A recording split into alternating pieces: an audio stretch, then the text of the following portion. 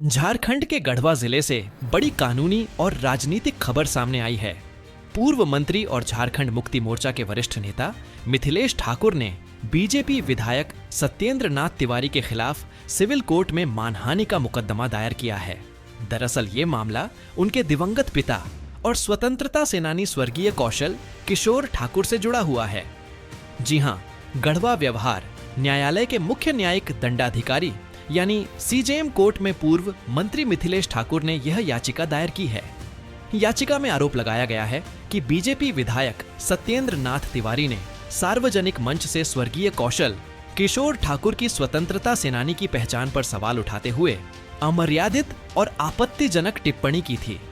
मिथिलेश ठाकुर का कहना है कि उनके पिता देश की आजादी की लड़ाई में सक्रिय रहे और गरम दल के सच्चे सिपाही के रूप में स्वतंत्रता आंदोलन में महत्वपूर्ण भूमिका निभाई।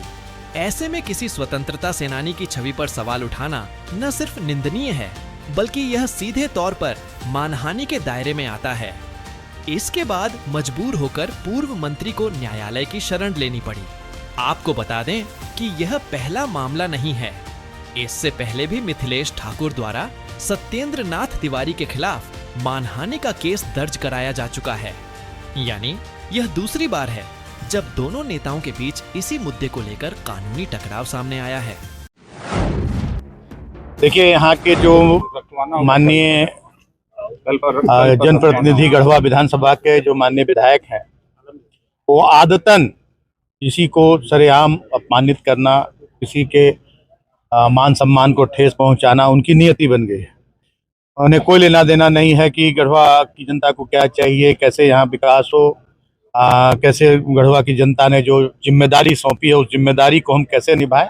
वो सिर्फ उल जलूल दूसरों को अपमानित करना, दूसरों के मान सम्मान को ठेस पहुंचाना। पहले भी जब मैं विधायक था उस समय भी मैंने इनके ऊपर एक मानहानि का केस किया था। मेरे ऊपर इन्होंने तरह तरह के अनर्गल आरोप लगाए थे, मुझे चोर तक कहा था।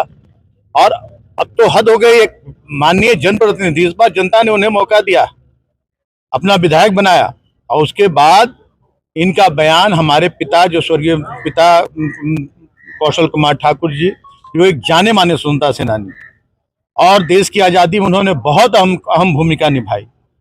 स्वतंत्रता सेनानियों के गरम दल के वो जाने माने कार्यकर्ता थे।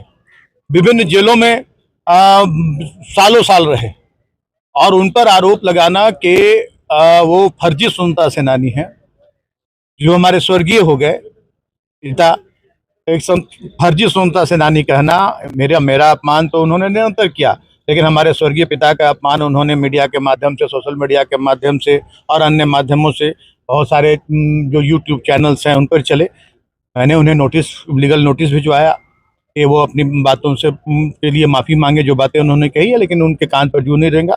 आज मैंने उनके ऊपर आज यहाँ एक आवेदन दिया है और वो उन्हें अभी माननीय न्यायालय ने उन्हें नोटिस जारी करने का आश्वासन दिया है।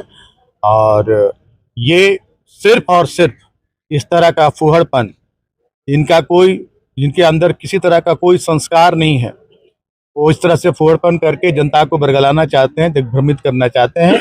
आज न कल ये अपने ही जाल में फंसेंगे और ये बुरी तरह से जनता के बीच में नंगे हों।